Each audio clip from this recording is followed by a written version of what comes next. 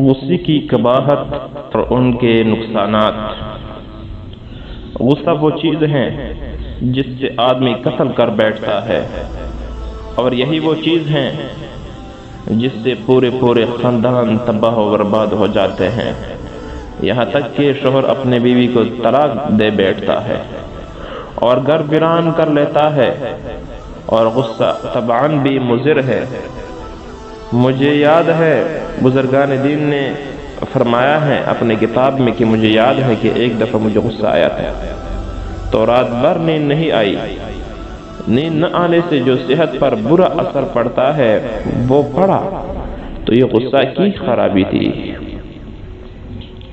ایک روایت میں ہے کہ ایک شخص نے جناب رسول اللہ صلی اللہ علیہ وسلم سے درخواست کی کہ مجھے کوئی خاص نصیحت کیجیے۔ حضور صلی اللہ علیہ وسلم نے فرمایا لا تغضب۔ اس نے پھر اور درخواست کی، آپ نے فرمایا لا تغضب۔ اس نے پھر اور درخواست کی، آپ نے پھر فرمایا لا تغضب، یعنی غصہ نہ کر، غصہ نہ کر، غصہ نہ کر۔ تاکید کے واسطے 3 دفعہ مکرر فرمایا۔ اس شخص کی درخواست پر ایک بار جواب دینے سے جو کچھ غصے کی زحمت اور غصے کی وجہ سے جو تکالیف اور برا اثر طبیعت پر پڑتا ہے، جن کے نقصانات سامنے مذکور ہوئے، وہ کافی تھا۔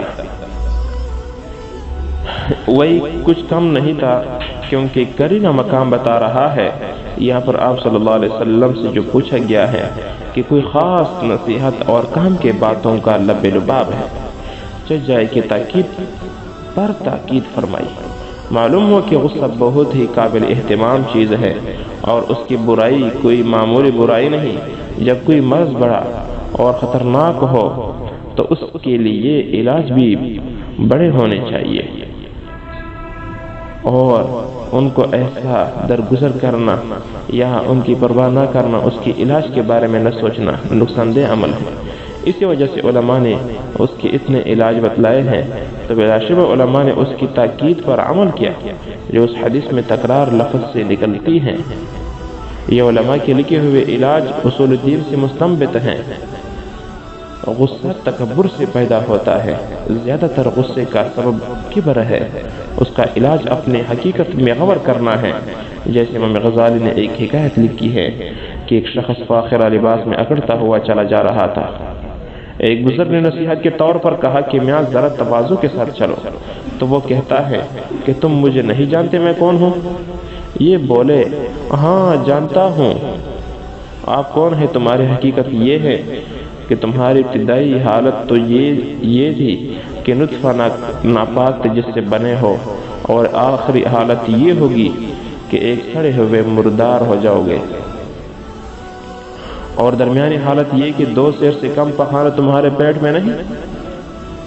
حقیقت میں یہ باتیں ایسی ہیں کہ غصے کے وقت ان پر غور کرنا چاہیے، کیونکہ منشأ غضب کا اثر کبر ہے، اور کبر کا منشأ اپنے حقیقت سے بے خبر ہے، اور یہ طلوع علم کا علاج ہے۔